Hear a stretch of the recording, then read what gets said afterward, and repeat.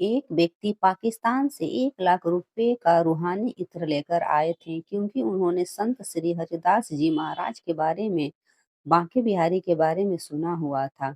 उनके मन में आया कि मैं बिहारी जी को ये इत्र भेंट करूं। इस इत्र की खासियत ये होती है कि अगर बोतल को उल्टा कर देंगे तो भी इत्र धीरे धीरे गिरेगा और इसकी खुशबू लाजवाब होती है। ये व्यक्ति वृंदावन पहुंचा। उस समय संत जी एक भाव में डूबे हुए थे। संत देखते हैं कि राधा कृष्ण दोनों होली खेल रहे हैं। जब उस व्यक्ति ने देखा कि ये तो ध्यान में है, तो उसने वह इत्र की शीशी उनके पास में रख दी और पास में बैठकर संत की समाधि खुलने का इंतजार करने लगा। तभी संत देखते हैं कि राधा जी और कृष्ण जी एक दूसरे पर रंग डाल रहे हैं।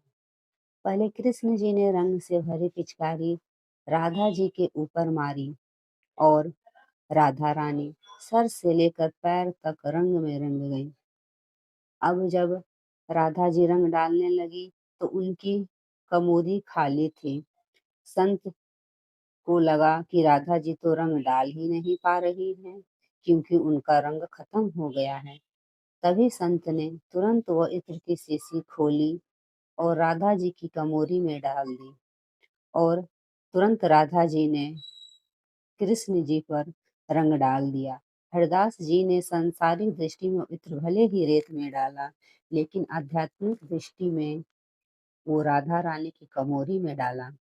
उस भक्त ने देखा कि इस संत ने सारा इत्र जमीन पर गिरा दिया। उसने सोचा, मैं इतने दूर से इतना महंगा इत्र लेकर आया था और इन्होंने तो इसे बिना देखे ही सारा का सारा रेत में गिरा दिया। मैंने तो इन संत के बारे में बहुत कुछ सुना था, लेकिन इन्होंने मेरे इतने महंगे इत्र को मिट्टी में मिला दिया। वह कुछ भी ना बोल सका। थोड़ी देर बाद संत ने आंखें खोली।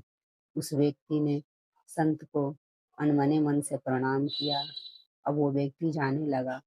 तभी संत ने कहा, आप अंदर जाकर बिहारी जी के दर्शन कर आए। उस व्यक्ति ने सोचा कि अब दर्शन करें या ना करें, क्या लाभ। इस संत के बारे में जितना सुना था सब उसका उल्टा ही पाया है। फिर भी चलो चलते समय दर्शन कर लेता हूँ, क्या पता अब कभी आना हो या ना हो।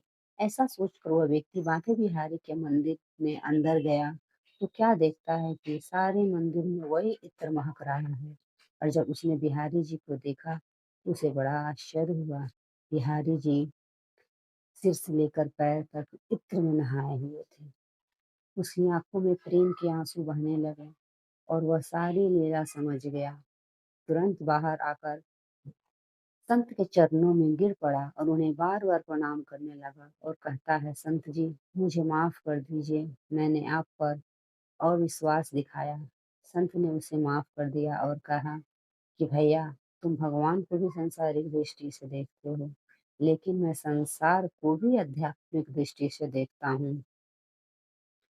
बोलिए बांके बिहारी लाल की जय।